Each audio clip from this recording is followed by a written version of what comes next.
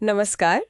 आज हम एक अहम मुद्दे पर बात कर रहे हैं, बिहार की मतदाता सूची से जुड़ी एक बड़ी खबर। जी। सुनने में आ रहा है कि 1 अक्टूबर को जो ड्राफ्ट लिस्ट आएगी उसमें से करीब 61 लाख नाम हटाए जा सकते हैं। ये आंकड़ा तो मतलब काफी चौंकाने वाला है। हाँ, बिल्कुल। ये जानकारी चुनाव आयोग के हालिया आंकड़ों और एक विशेष प्रक्रिया जिसे स्पेशल इंटेंसिव रिवीजन या एसआईआर कहा जा रहा है, उस पर आधारित है। और देखिए, 61 लाख का आंकड़ा ये बिहार के कुल मतदाताओं का करीब करीब 8% है। 8%? ये तो बहुत बड़ी संख्या है किसी भी चुनावी प्रक्रिया के हिसाब से। हाँ, असाधारण रूप से बड़ी संख्या है और यही इस मुद्दे को इतना संवेदनशील भी बना रहा है। 8% मतलब हर 12-13 वोटरों में से एक का नाम हटने की संभावना है।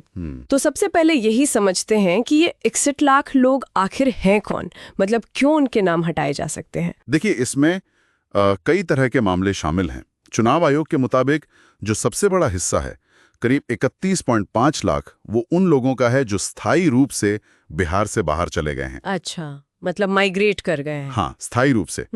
फिर लगभग 21.6 लाख नाम मृतक मतदाताओं के हैं। ठीक है। करीब 7 लाख नाम ऐसे हैं जो एक से ज्यादा जगह दर्ज पाए गए, मतलब डुप्लीकेट वोटर्स। Okay, duplicacy. और लगभग 7 लाख लोग ऐसे हैं जिन्होंने तय समय सीमा, जो 25 जुलाई थी, तब तक अपने फॉर्म जमा नहीं किए। फॉर्म जमा नहीं किए हैं। हाँ। और इसके अलावा करीब 1 लाख लोग ऐसे भी हैं जिनका कोई अता पता नहीं चल पाया है, मतलब अनट्रेसेबल हैं। तो ऐसा लग रहा है कि इसमें जैसे प्रशासनिक सफाई भी है, मृतक और डुप्लीकेट नाम हटाना, और साथ ही वास्तविक मतदाता विस्थापन भी, मतलब लोगों का दूसरी जगह चले जाना, ये दोनों चीजें शामिल हैं। बिल्कुल, दोनों का मिश्रण है। और ये सब एसआईआर प्रक्रिया के तहत हो रहा है।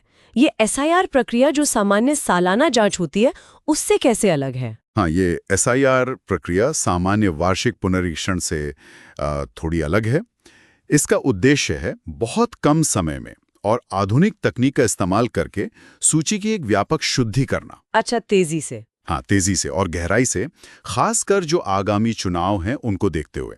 इसमें घर घर जाकर या फिर डिजिटल तरीकों से वोटरों की जानकारी को वेरीफाई किया जा रहा है ताकि लिस्ट ज्यादा से ज्यादा सटीक बन सके। समझ गई। लेकिन क्या इसका मतलब ये है कि इन 61 लाख लोगों के अलावा बाकी सबके नाम सुरक्षित है? और क्या इन 61 लाख लोगों के लिए मतलब दरवाजे अब बंद हो गए हैं? नहीं नहीं, ऐसा बिल्कुल नहीं है। देखिए, पहली बात तो ये कि करीब 7.21 करोड़ मतदाताओं के फॉर्म मिल चुके हैं और उन्हें डिजिटाइज भी कर दिया गया है। ये कुल मतदाताओं का 91% से ज्यादा है। ओके, यानी बड़ी संख्या में लोगों का डेटा प्रोसेस हो चुका है। हाँ, इनके नाम तो ड्राफ्ट सूची में रहेंगे ही। और दूसरी और सबसे महत्वपूर्ण बात यह है कि 1 अगस्त को जो सूची आएगी वो सिर्फ एक ड्राफ्ट है, वो फाइनल लिस्ट नहीं है। अच्छा, तो मतलब सुधार का मौका भी बाकी है, अगर किसी का नाम मान लीजिए गलती से कट गया हो या छूट गया हो तो। हाँ, बिल्कुल। 1 अगस्त को ड्राफ्ट सूची आने के बाद 1 सितंबर तक पूरा 1 महीना दावों और आपत्तियों के लिए समय मिलेगा। ठीक है। तो कोई भी मतदाता या फिर राजनीतिक दल भी छूटे हुए नाम जुड़वाने के लिए या किसी गलत नाम पर आपत्ति दर्ज करवाने के लिए आवेदन कर सकता है। ये जरूरी है। बल्कि ये भी जानना जरूरी है कि जिन लोगों के फॉर्म नहीं मिले थे या जो मृतक हैं या बाहर जा चुके हैं, उनकी सूची तो 20 जुलाई को ही राजनीतिक दलों को दे दी गई थी। ओह, पहले ही दे दी गई थी। हाँ, ताकि वो भी इसे देख सकें और अपनी तरफ से पहल कर सकें। ये पारदर्शिता के लिहाज से तो एक जरूरी कदम लगता है, लेकिन जाहिर है इतनी बड़ी प्रक्रिया है तो विवाद तो होगा ही। इस पूरी कवायद पर विवाद भी खड़ा हो गया है।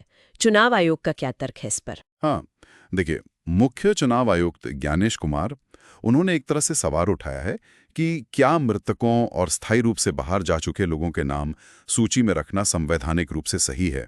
उन्होंने ये भी अपील की है कि इसे राजनीतिक चश्मे से न देखा जाए।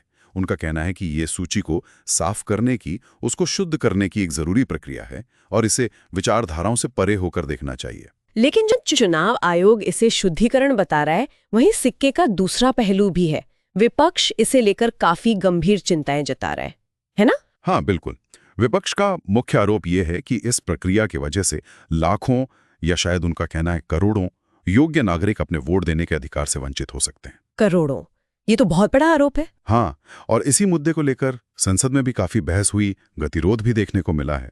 तो यहाँ एक स्पष्ट तनाव दिख रहा है। एक तरफ तो मतदाता सूची की सटीकता और शुद्धता बढ़ाने की जरूरत है, जो कि महत्वपूर्ण है। हाँ, जरूरी है, ताकि कोई भी नागरिक पीछे न छूट जाए। बिल्कुल। ये असल में संवैधानिक वैधता और नागरिकों के मताधिकार की समावेशिता, मतलब सबको शामिल करने की प्रक्रिया, इसके बीच संतुलन साधने का एक बहुत ही जटिल सवाल बन गया है।